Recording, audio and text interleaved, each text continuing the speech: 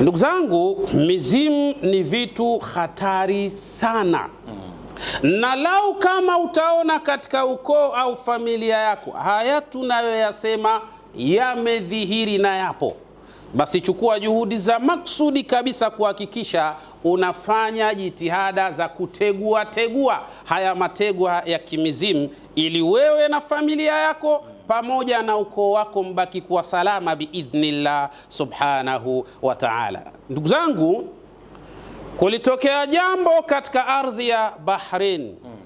Kuna mtu mmoja ambaye yeye ni mtu wetu wa karibu sana. Siku moja yeye alipata kuwa na ndugu yetu mwingine huyu ambaye yeye ni mtu ambaye anaishi katika ardhi ya Bahrain. Huyu ndugu yetu yeye madhara ambayo yaliyoipata familia yake, alikuwa na mkewe. Kila wanapofanikiwa kupata mtoto, basi mtoto yule hazidi miezi 6, basi mtoto yule atakufa tu katika mazingira ajabu. Watoto 4 wameondoka katika mazingira hayo.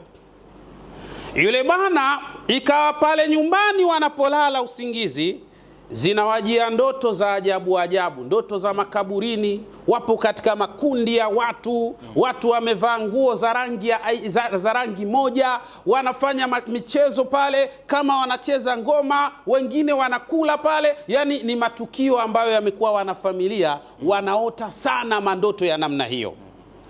Lakini wakati huo ikawa huyu bana na makampuni yake, siku baada ya siku mambo yanazidi kuwa magumu. Yani mambo yanaharibika mara kwa mara.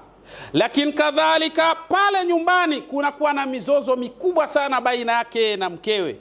Kiasi ambacho yule bana anachanganyikiwa. Ni mtu mwenye nafasi, lakini anavurugikiwa na majambo mpaka anashangaa hii hali ni hali ya namna gani. Ndugu yetu yule anasema akajaribu kwenda kwa mashekhe wa aina mbalimbali huko Bahrain, akatoka akaenda mpaka Saudia. Kafanya umra pale, akakutana na baadhi ya mashekhe wakamfanyia visomo, mashaallah. Kisha baada ya hapo akirejea pale nyumbani, jambo liko pale. Sasa anashangaa, mimi nimekwenda mpaka umra, namlilia Mwenyezi Mungu, nimekutana na mashekhe kule wamenifanyia visomo, lakini nimerejea mambo yangu magumu vile. Huyo bwana akatusimulia habari zake namna zilivyo. Baada ya kutusimulia zile habari, tukamwambia kwa namna ya maelezo haya, bila shaka hapa kuna mikataba ya kimizimu. Na kwa kuwa kuna mikataba ya kimizimu, kuna mambo mawili. Inawezekana ikawa madhara yapo kwako wewe au katika familia, na inawezekana madhara yakawa yapo pale nyumbani mahala unapoishi. Na kuna baadhi ya nyakati madhara yanaweza yakawa sehemu zote mbili. Unapokaa pakawa na madhara, lakini kadhalika na we mwenyewe ukawa na madhara katika hali za namna hiyo. Huyu bana akasema kwamba kwa jinsi ninavyoona inawezekana madhara yapo kwangu, kwa sababu hata nikitoka nikienda sehemu nyingine bado athari zile nakuwa naziona. Sisi tukamwambia naam, basi inawezekana ikawa kwako, lakini pia hata katika nyumba yako inawezekana. Basi katika mazingira hayo yule bana akasema, shekhe, mimi navyoona kutokana na hali yangu na mazingira yangu, na kuomba shekhe wangu uje hapa Bahrain ili kuja kunifanyia majambo. Mimi nikamwambia inshallah hilo ni katika jambo ambalo mumkin linawezekana.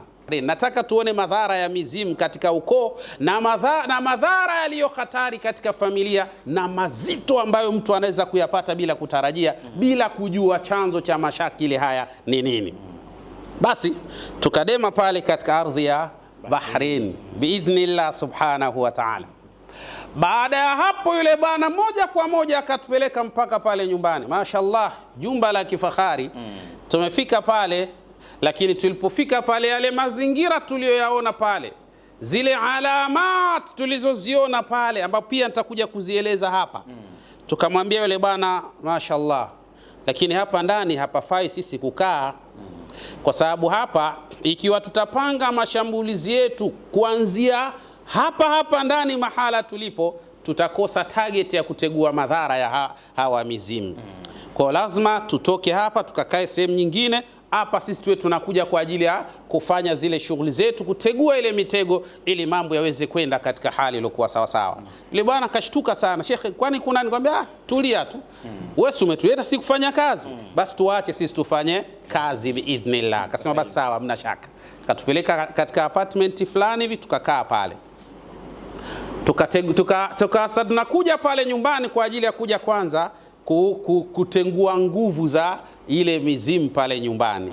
Ndani ya masiku matatu, siku ya 4 ndio tukaanza kuifanya kazi rasmi. Alhamdulillah, tunamshukuru Allah subhanahu wa ta'ala, ndani ya masiku 11 tulikuwa tayari tumefanikiwa kutegua matego yale ya kimizimu yote kabisa kwa ukamilifu wake, alhamdulillah rabbil alamin. Baada ya hapo tulipotoka katika ardhi hiyo, kwanza akasema anapata usingizi mzuri, lakini kuna tenda ambazo zilikuwa zishamkimbia kabisa muda mrefu. Alhamdulillah, zile tenda zikarudi katika makampuni yake. Lakini kizuri zaidi, Mwenyezi Mungu kamjalia akapata mtoto. Hivi tunavyozungumza sasa ni mwaka wa 2, mtoto yuko safi kabisa, mtoto wa kike mashaallah, alhamdulillah. Kwa hiyo ile mizizi ya masala ya kimizimu lazima ujue namna ya kuitegua, na si jambo la kitoto. Kama hauko tayari kuitegua mitego ya kimizimu, usiikurupukie, itakuletea madhara zaidi katika hali za namna hiyo. Sasa ni